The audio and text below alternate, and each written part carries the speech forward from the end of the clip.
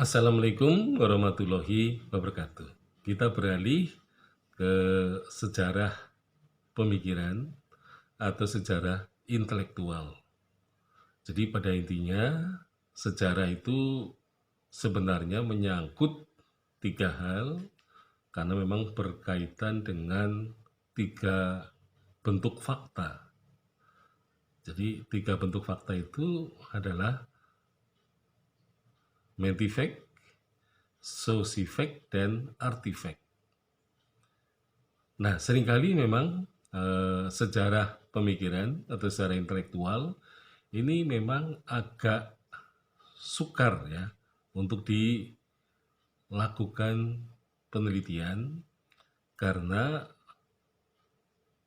sesuatu atau fakta yang tidak tampak.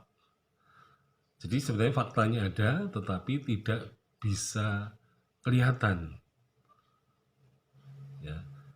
Nah, oleh karena itu sejarah intelektual atau sejarah pemikiran ini adalah merupakan sejarah yang berada pada kawasan otak manusia. Jadi ini berkaitan dengan memori manusia. Jadi untuk mendapatkan mentifact, maka seorang sejarawan harus melakukan wawancara untuk menemukan dan menemukan dan mengumpulkan data sejarah atau sumber sejarah dalam bentuk pemikiran. Jadi pemikiran manusia itu bisa dideteksi dari kesaksian, dari ucapan-ucapan yang dilontarkan oleh para pelaku dan penyaksi. Nah, sehingga kemudian disitulah sebenarnya sejarawan telah mendapatkan sumber sejarah lisan yang berkaitan atau berisi dengan yaitu data atau sumber sejarah pemikiran atau intelektual. Jadi pemikiran manusia itu bisa dilihat dari pernyataan-pernyataan atau ucapan-ucapan yang nanti berkaitan dengan suatu peristiwa sejarah. Jadi peristiwa sejarah pada masa lampau, mengapa pelaku sejarah misalnya melakukan kesalahan-kesalahan, ya, terutama dalam pengambilan keputusan, nah sehingga kemudian berakibat fatal. Atau bisa juga sejarawan bisa mendapatkan sumber bagaimana seorang pelaku sejarah ini bisa dikatakan berhasil terutama dalam hal menghadapi persoalan misalnya seperti penjajahan, ya, baik itu penjajahan yang bersifat ekonomi maupun penjajahan yang bersifat kebudayaan.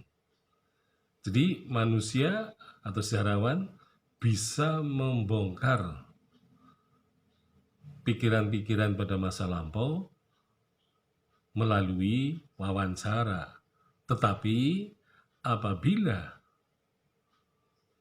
para pelaku dan penyaksi sejarah telah wafat, telah masuk ke liang lahat, maka kita bisa memperoleh sumber sejarah pemikiran yaitu dari karya tulis mereka. Bisa dalam bentuk surat-surat, dalam bentuk catatan harian, atau bisa dalam bentuk buku harian, atau memoir, bahkan yang paling besar adalah autobiografi. Nah, jadi pemikiran ia atau pemikiran seseorang itu bisa dilihat dari perkembangan kehidupannya. Jadi mereka mengalami perubahan, mengalami perkembangan.